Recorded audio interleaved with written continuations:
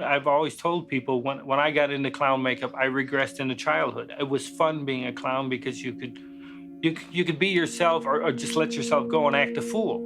Well, you were indicted, convicted, and sentenced on 33 counts of homicide. Is that correct? That's correct.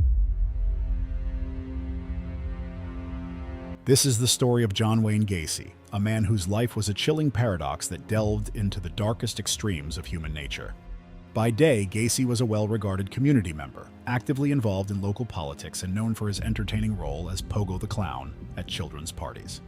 Yet beneath this facade of respectability lurked a deeply disturbed individual. Gacy's tale is a harrowing example of how a troubled upbringing and psychological disorders can conceal the true nature of a serial killer. His dual existence, balancing public admiration with horrifying criminal acts, unveils the unsettling truth that evil can sometimes hide behind the most ordinary facades.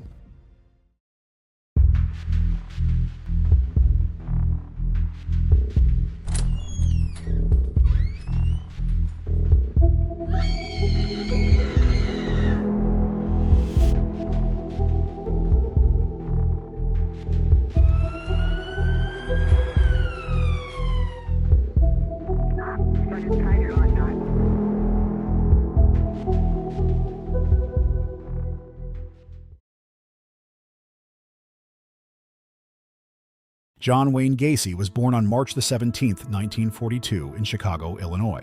His childhood was marked by instability and dysfunction. His father, John Stanley Gacy, was an alcoholic and an abusive figure, frequently berating and physically assaulting his children and wife. Gacy's relationship with his father was strained, and he often felt overshadowed by his successful siblings. His mother, Marion Gacy, was more passive and struggled to protect her children from her husband's abuse. The chaotic home environment significantly impacted Gacy's psychological development. As a child, Gacy was overweight, had a stutter, and was often bullied at school. He developed a desire to please others as a means of gaining acceptance and avoiding conflict. These early experiences of rejection and low self-esteem would later manifest in his adult life. Gacy's early adulthood saw a series of events that shaped his future.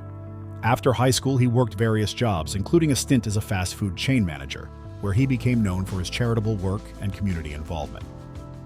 He married Marlena Myers in 1964, and the couple had 2 children. Gacy was active in local Democratic Party politics and frequently hosted neighborhood parties. He also performed as Pogo the Clown at children's parties, a persona that contributed to his public image as a friendly, upstanding citizen. Despite his public persona, Gacy harbored dark impulses. In the early 1970s, he began luring young men to his home under various pretenses, including offers of work or companionship.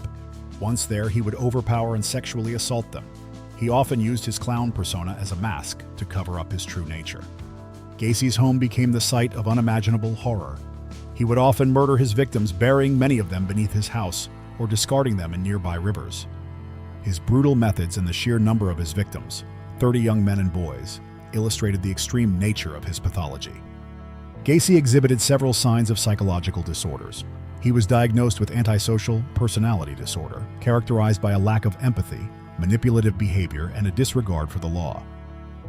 He also displayed traits of narcissistic personality disorder, including a grandiose sense of self and a need for admiration. His childhood trauma, including his father's abuse and his own feelings of inadequacy, likely contributed to his psychological issues. Gacy's ability to maintain a public facade as a friendly, civic-minded individual was a key factor in his ability to evade suspicion for so long. Gacy's crimes came to light in December 1978, when police arrested him after a series of investigative leads. The arrest followed the disappearance of 15-year-old Robert Piest, a recent employee of Gacy's. Gacy initially denied any wrongdoing but eventually confessed to the murders. He led investigators to the bodies buried at his home, as well as other remains discarded in nearby locations. John Wayne Gacy was put on trial in 1980. During the trial, his defense team attempted to argue that he was insane, but Gacy's detailed confessions and his apparent understanding of his actions led the jury to reject this claim. He was convicted of 33 counts of murder and sentenced to death. In 1980, he was sentenced to 12 consecutive life terms without parole. Gacy's crimes had a profound impact on his community and the broader public. The discovery of his crimes led to widespread fear and revulsion. His case remains one of the most notorious examples of a serial killer living a double life, underscoring the complexities of human psychology and the capacity for evil hidden behind a seemingly normal exterior.